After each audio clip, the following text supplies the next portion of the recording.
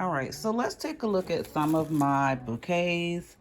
I don't do huge candy bouquets because I um I just try to, I'm just not really doing like a bunch of chocolate. I'm not sure how the weather will be, and I don't want to have like a bunch of chocolate and then it start melting.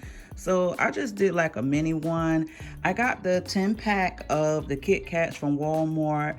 I have these balloons that I got off of Amazon that I blow up myself. And this is one of the little stuffed animals that I got for 75% off at Walmart. So I think this was $1.75 for the little stuffed animal. The balloons come, I believe, 20, they become 30 in a pack, and they were $8.99 from Amazon. This little container here I got from Dollar Tree. I have the little curling ribbon. I took the tissue and I actually cut the tissue in fours, and this is how I put it together. And so I do a couple of these. This one, I got these little ones here. I think this was a pack of 3 from Walmart from last year for like $1 and some change. And I have, it must have been 12 in there because I have, yeah, it must have been 12 in the Kit Kat pack. Excuse me for my miscount. But right here, that white um with the hearts on it is actually a tablecloth that I got out the Valentine section at Walmart, and I just use it as filler. And so again, this was $1.75 for this stuffed animal. I put the candy in there, and I'll put a balloon in this one also. And I have the one with the Reese's. And this balloon I got from Dollar Tree. I got the Reese's from Dollar Tree. This little monkey here, I'm not sure if I got this from Dollar General on the 90% off or if I got it from Walmart 75% off. And this little container here is from last year when I got the pack of them. And this is how I put mine together. Again, I don't make really huge ones. I just wanted to show you how I do my candy bouquets. And I'll put a clip in of some of the bigger ones that I've done years before.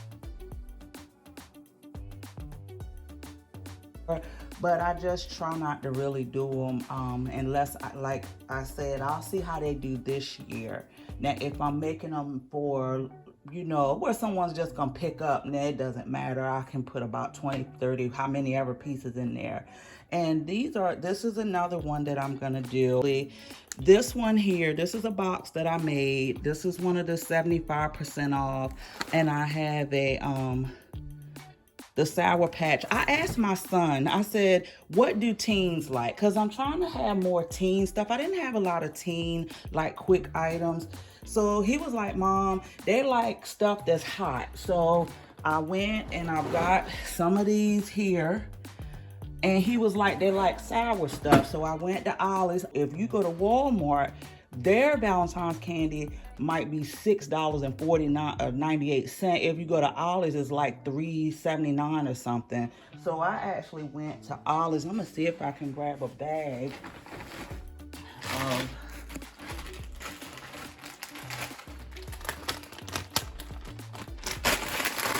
but like this here was actually it's in the boxes that are at Walmart, but it was at Ollie's. You get 50 pieces. This was like $3.79. At Walmart, it's way higher. So I got a few boxes of those. The lollipops. I got some sour stuff. And also, I asked my son, he said they like drinks in their stuff too. So I got some of these. So what I'm gonna do is put the drink, I'm gonna put the chips, some sour stuff, the candy, the stuffed animal, a balloon, and put it together. And I asked my son for input. He's 14, so he can tell me, and that helps me to know what to make. So I know from what I make, a lot of things I'm making now, the input from last year when I street vended the first time with my baskets, gave me a lot of input, because a lot of times the baskets that I've been making over the years, I just do it by word of mouth. I make what I think, and then I would post it on Facebook or whatever. But when I went out in the streets and I street vendor last year, the first time, and the input I got, what do they like for their age group? And that helps me to gauge what to put in there, and so that I can have a variety. So I don't mean to ramble, but I'm just trying to give you some insight of what I do. All right, keep creating. Till the next video. All right, so I'm adding bows to some of my little mini items here. I have several of these that I make up. They're very quick and inexpensive. It costs me less than about $1.25 altogether to make these, and I sell these for $7. And it has the little bear candy, some shred, the bag, and I just make the bow to put on there. And these are quick little items. I thought people were buying them for the kids, but some people said, oh, this is a cute little thing I could give my coworker or something. So these sell really quick on my table. I had a lot of these little bears here that I got at the 90% off, so they were 10 cents each, and I bought all of them. So I had a whole lot of them, but I've been incorporating them into a lot of items. So this is what they look like in the end, and I just put them on the table for quick sale items. So just showing you some more items. And I also wanted to just give you some quick advice also. So I had posted did a little video showing that I was getting ready for Valentine's on my Facebook page, and so I had some customers reach out that they wanted to order baskets. No problem. So I do it, and this is anytime I do baskets, I give a time frame. So for Valentine's Day, I do have a cutoff, because being that I'm going out in the streets to vendor, I want to not have baskets. If you say you're coming to get the baskets, I only hold them if they've been paid for up front. And I tell them they have to pick up at between a certain time frame.